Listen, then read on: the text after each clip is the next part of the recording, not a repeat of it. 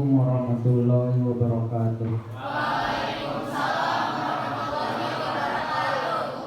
Ya, baiklah anak-anak, sekarang kita belajar ya. Belajar adalah dalam bentuk globalisasi ya. Tentang globalisasi. Sebelum kita membahas tentang globalisasi, terlebih dahulu kita menanya dulu tentang apakah sehat semua nih? Panas menjadi enggak pelajarannya nih? Sudah fokus ya? Ya, sehat semua. Terus hari ini ada yang masuk nggak ke kelas? Bintang, ada satu orang ya yang tidak masuk. Terus sebelum kita mulai metode pembelajaran pada hari ini, apa kelasnya dari bikin tadi sudah ada? Ya, berarti sudah siap ya, segalanya mau berbisik sudah siap. Terus sebelum kita mulai metode pembelajaran, lebih baik kita berdoa dulu. Yang memimpin doa adalah ketua kelas. Silakan berdoa. Baik, teman-temanku semua, sebelum kita memulai pembelajaran pada hari ini, alangkah baiknya kita awali dengan berdoa terlebih dahulu sesuai dengan kepercayaannya masing-masing. Berdoa dimulai.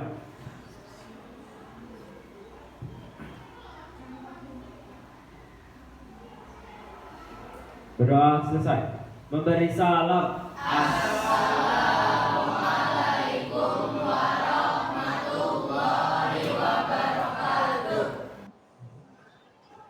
Ya, baik anak-anak, sekarang kita mulai ya. Mulai metode pelajaran pada hari ini, yaitu tentang bentuk-bentuk globalisasi. Global itu adalah istilahnya adalah menduniawi. Ya, global itu adalah menduniawi. Terus sasi adalah proses. Jadi proses menduniawi itu adalah globalisasi.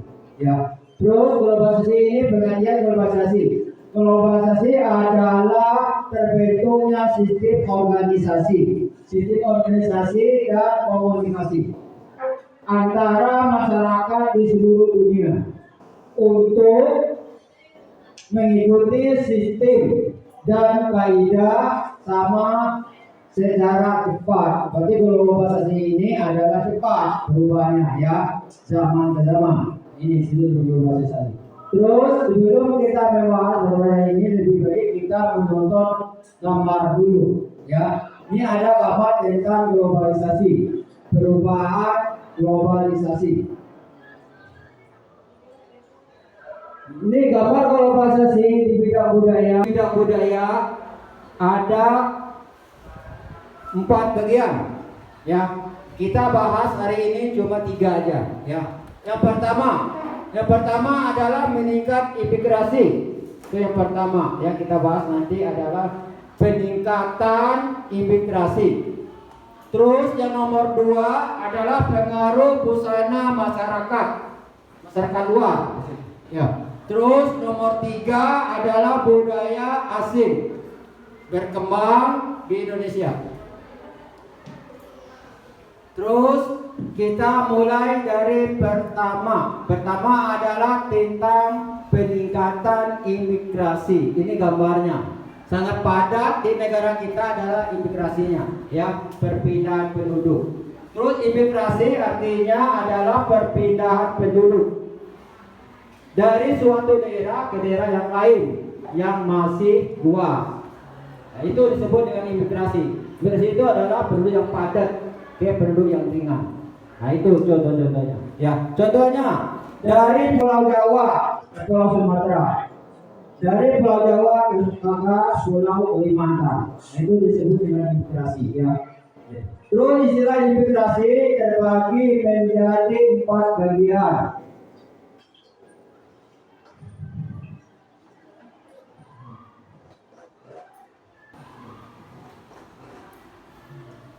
Yang pertama adalah kurangnya lapangan pekerjaan suatu daerah.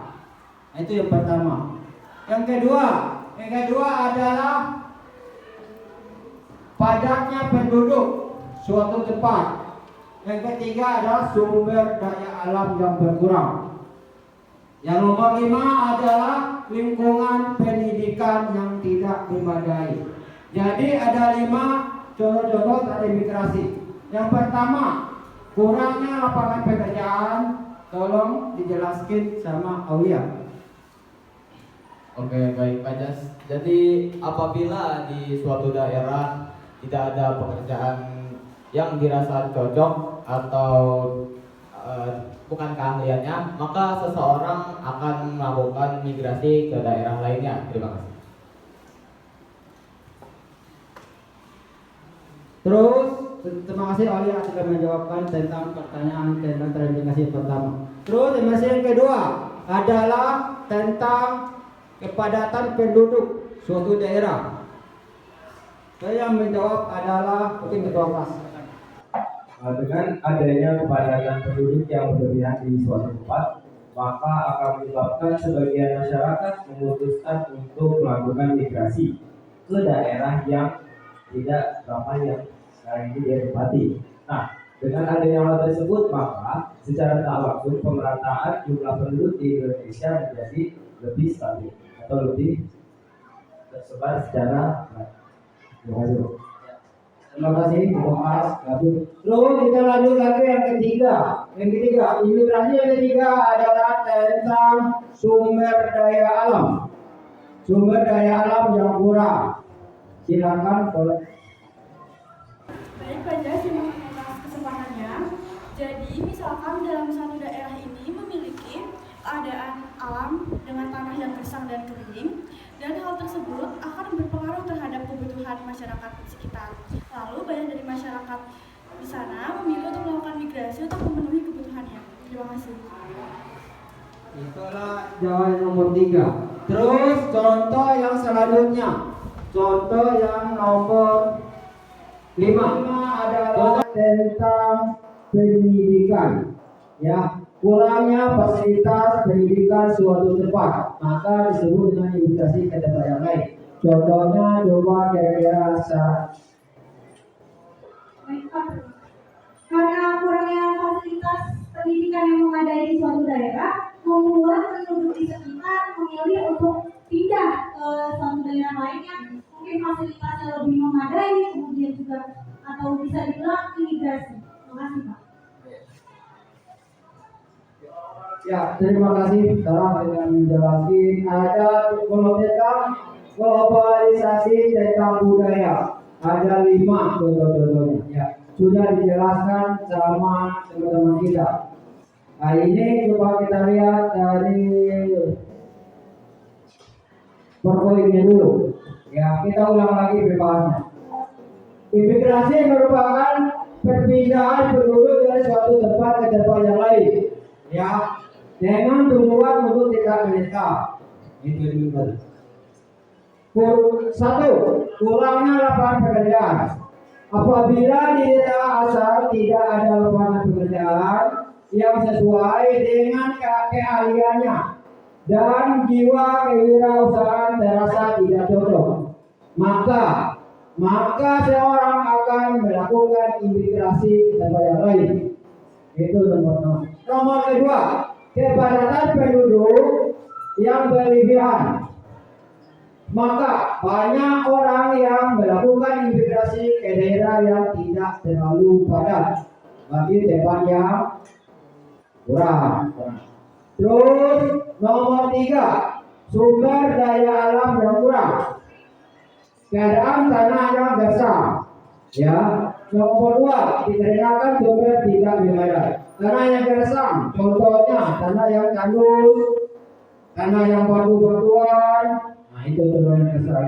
Dia tidak bisa menanam apapun. Menanam bisa, tapi hasilnya tidak memuaskan. Maka penduduk tersebut akan pindah ke tempat yang layak, ya, yang sumber daya alamnya yang memadai. Contohnya suatu tempat, contohnya daerah Jawa, kurang, ya banyak pemukiman. Akhirnya padat, bisa lagi pindah ke daerah Sumatera yang lebih luas. Untuk mencukupi kebutuhan hidup ya atau kebutuhan keluarganya, menambah penghasilannya. Terus ada lagi contoh yang lain tentang geografis. Geografis termasuk juga imigrasi, contoh imigrasi ya. Geografis itu adalah penduduk yang tinggal di pegunungan. Alasannya apa? Berpindah penduduk. Yang satu iklimnya terlalu dingin, itu bisa terjadi. Yang kedua sering kena longsor tanahnya, ya. Signal longsor itu bisa terjadi. Pemahaman yang kita tentang bentuk globalisasi budaya. Kita lanjut lagi yang ke nomor 2, gambar yang nomor 2. Gambar yang nomor 2, pengaruh pada busana masyarakat Indonesia. Jadi dari busana dari luar, bagaimana pengaruhnya? Coba contohnya kamu aja deh. Nah, sini. Baik, terima kasih Pak Jas. Salah satu contoh pakaian adat tradisional yang ada di Indonesia adalah batik, jarik, dan kebaya, Pak Jas. Terima kasih. Ya, terima kasih Daniel sudah menjawabkan pengaruh busana masyarakat Indonesia pada zaman dahulu. Zaman dahulu disebut zaman tradisional, ya. Zaman tradisional itu adalah menggunakan pakaian batik, terus apalagi tadi? Iya, tadi terus kebaya ya. Itu semacamnya itu adalah termasuk. Terus yang nomor 2, pengaruh pada busana masyarakat di luar. Ya, coba yang jawab. Baik, terima kasih saja. Pakaian dari luar yang pakaian modern yang mengikuti budaya asing atau luar, ada 2 contoh saja. Yang pertama ada di dalam lingkungan sekolah. Itu contohnya celana atau rok dipotong yang tidak boleh tutup ukuran ekspor. Yang kedua contohnya di lingkungan sekitar, yaitu menggunakan pakaian ketat dan terlihat bebas dan terbuka. Terima kasih.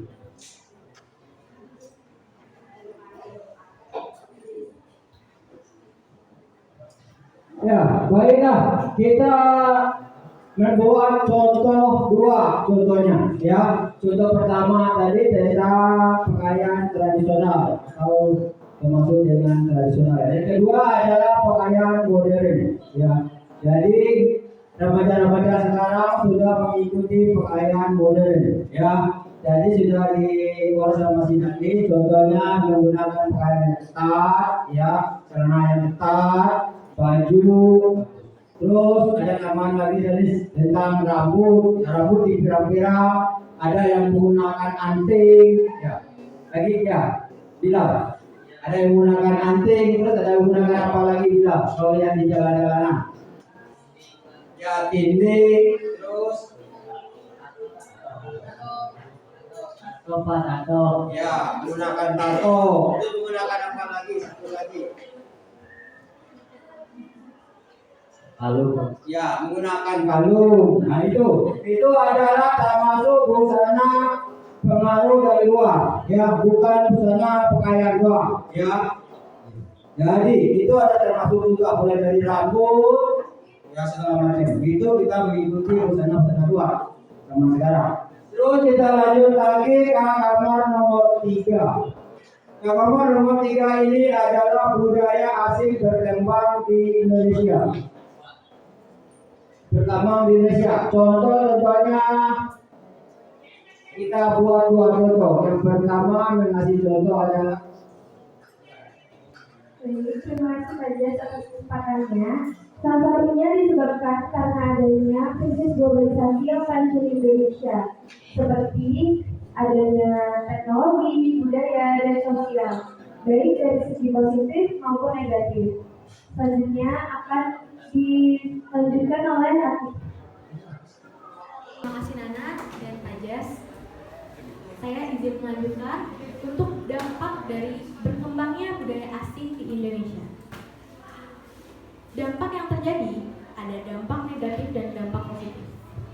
Dampak positif yang pertama adalah berkembangnya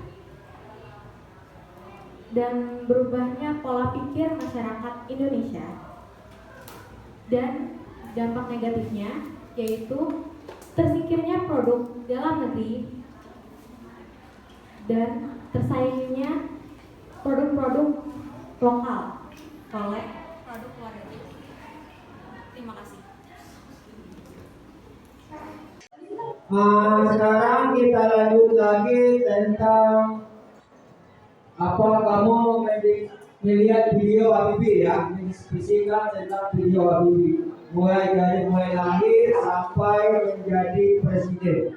Nah, situ apa yang kelompok kamu yang dapat ya, contohnya yang dapat tentang dia pergi ke Jerman atau dia tentang SMA atau dia kuliah di IPB atau tentang di SD ya, atau tentang waktu dia masih kecil ya gitu. Kamu tadi mengalami kelompoknya ya, kamu lihat dulu videonya dari awal sampai akhir. Di sini ada semua. Nah, sambil nonton, sambil mencatat ya, supaya nggak lupa. Oh, ini tentang kelahiran Habibie di mana lahirnya ya, atau SMA-nya di mana, contohnya ya. Ini coba kita mulai ya tentang videonya apa presiden kita yang ketiga, Habibie.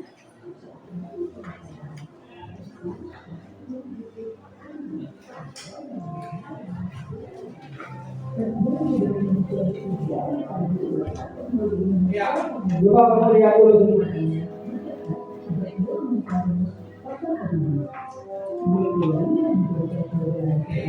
Bapak bagi adik-adiknya ya, nanti kamu isi di sini apa yang kamu dapatkan di nama kelompoknya isi. Nah, ini adik-adik yang isi di sebelahnya.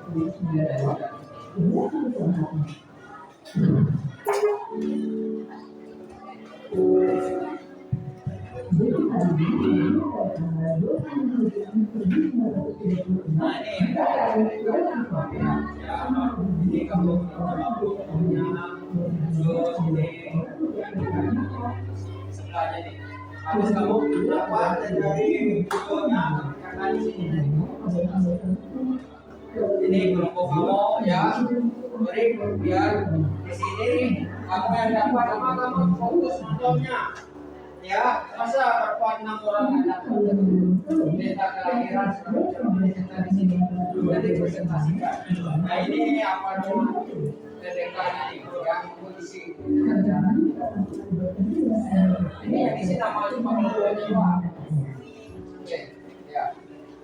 Nih, ya nama kelompoknya. Oh,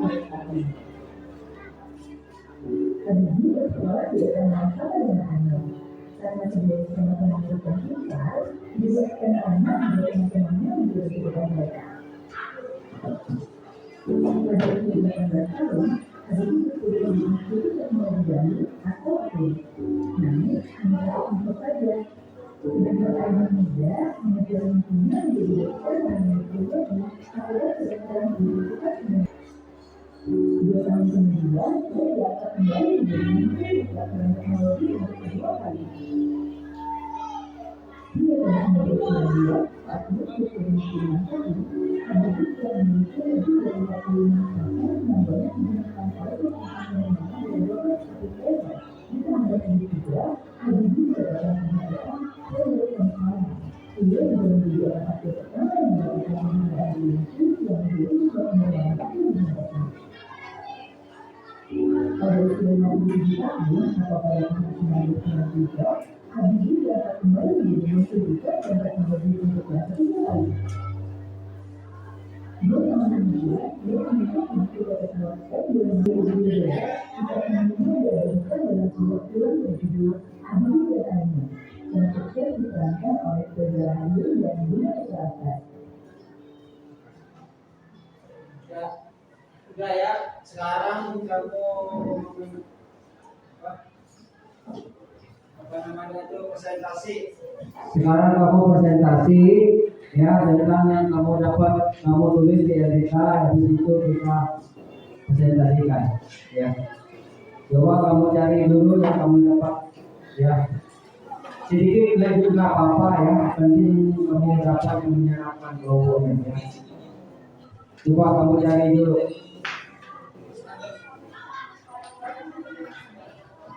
Kita udah paham semua ya? Ya, kita menjelaskan paham semua kan? Kita mulai presentasi. Ya, jadi udah paham semua kan tentang videonya? Sambil lihat video kan tadi kamu sambil lihat sambil ngisi kan? Sekarang kamu lanjut presentasinya. Ya.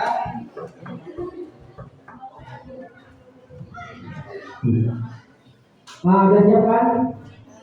Ya, kita langsung aja presentasi sekarang. Presentasi mulai dari kelompok 2 dulu.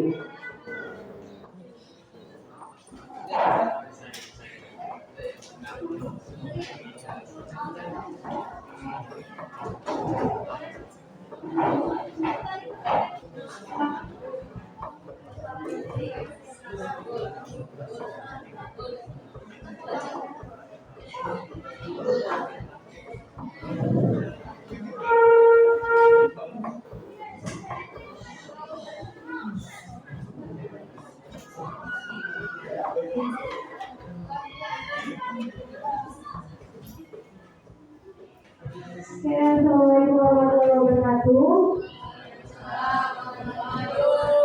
Selamat siang semuanya, kami dari kelompok pertama izin mempresentasikan hasil diskusi kami.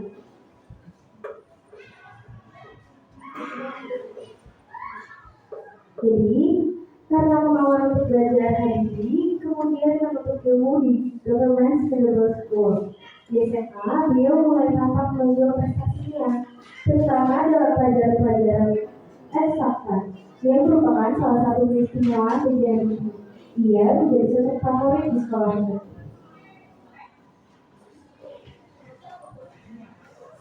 Perjuangan dari hari ini dari masa kecil dengan menjadi presiden Indonesia, dan juga melalui dengan kelas dan perjuangan yang panjang. Banyak peran dan karya hari ini dari bangsa Indonesia, khususnya pada bagian kebijaksanaan. Berikut profil dan biografi ini yang dilihat. Habibie yang menikah dengan Hasri Ainun Habibie pada tanggal 12 Mei 1952. Ini karuniai 2 orang putra, yaitu Ilham Akbar dan Arif Imam. Masa kecil Habibie melalui bersama saudara-saudaranya di Padepokan, Sulawesi Selatan. Sikap tegas berpegang pada prinsip telah ditunjukkan oleh Ibu Habibie sejak kanak-kanak.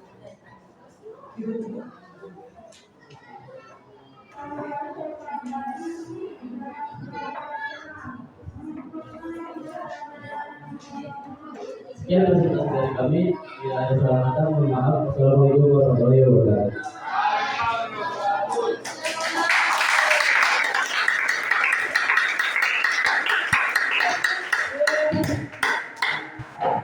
Ya, terima kasih dari Bapak tadi. Kita lanjut ya diskusi kita pada hari ini yang kita ikuti dari kelompok 2. Ya lanjut dari kelompok 2, silakan.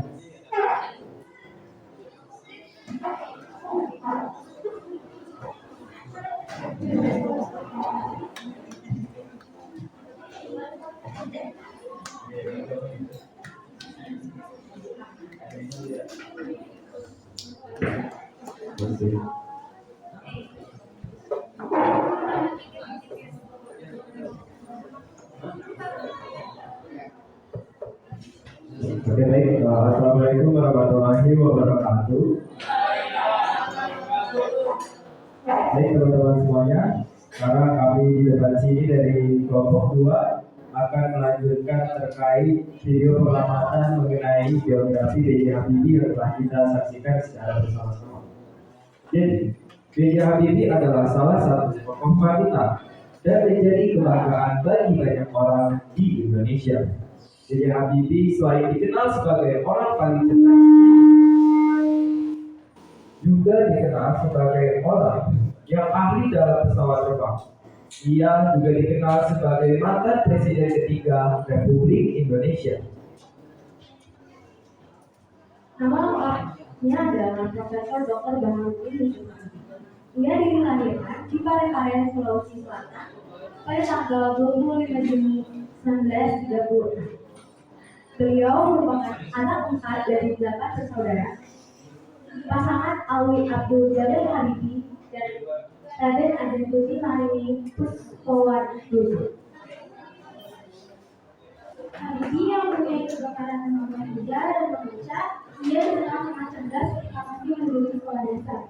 Namun ia harus kehilangan bapaknya yang meninggal dunia pada tanggal 11 September 1940 karena terkena serangan jantung saat ia sedang sholat Isya.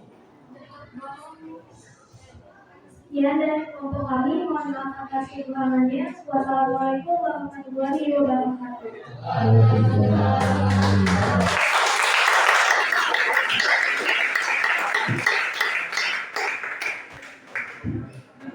Baik, terima kasih kelompok 1 dan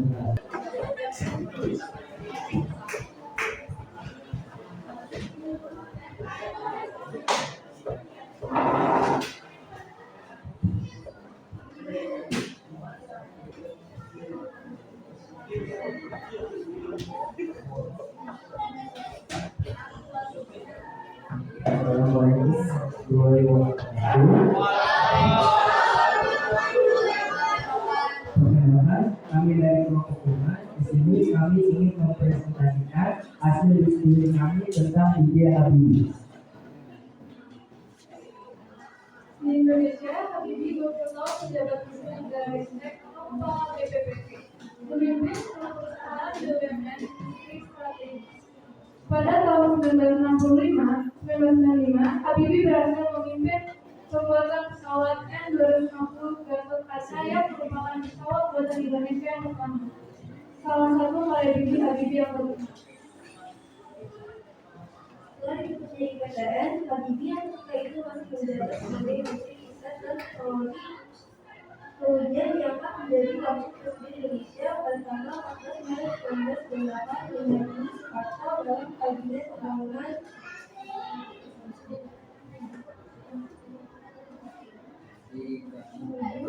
Dia menjabat sebagai Wakil Presiden hanya beberapa bulan saja hingga 2 Mei 1998. Itu ini kemudian mesti menggantikan sebagai presiden Republik Indonesia. Beliau disumpah oleh Ketua Mahkamah Agung menjadi presiden RI ketika Soeharto menjadi presiden Republik yang ketiga.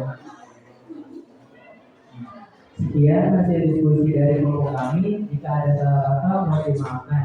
Wassalamualaikum warahmatullahi wabarakatuh.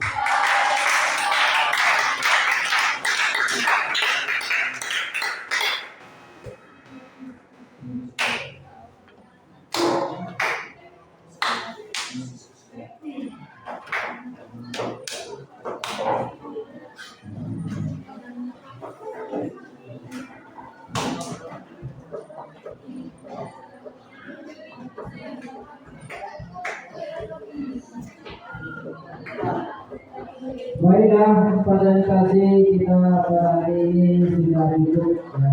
Sekarang kita ada tanya jawab sedikit. Mari kita Bapak mengucapkan terima kasih ya sebesar-besarnya adalah meluangkan meluangkan waktunya dan tenaga untuk kita membuat video ini. Terus kalau nggak ada yang mau nanya lagi, kita tutup sekian ya. Kita berdoa dulu. Yang memimpin doa adalah ketua kelas. Ya, ketua kelas silakan memimpin doanya. Teman-temanku semua, setelah kita selesai melakukan pembelajaran pada hari ini, Alangkah baiknya kita tutup dengan membaca doa sesuai dengan kepercayaannya masing-masing. Berdoa dimulai.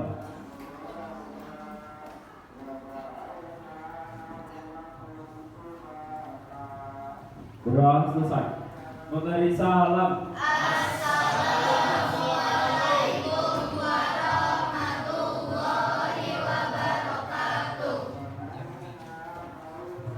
Ya, sekali lagi Bapak ucapkan terima kasih anak semua, terima kasih banyak ya. Nah, sudah membantu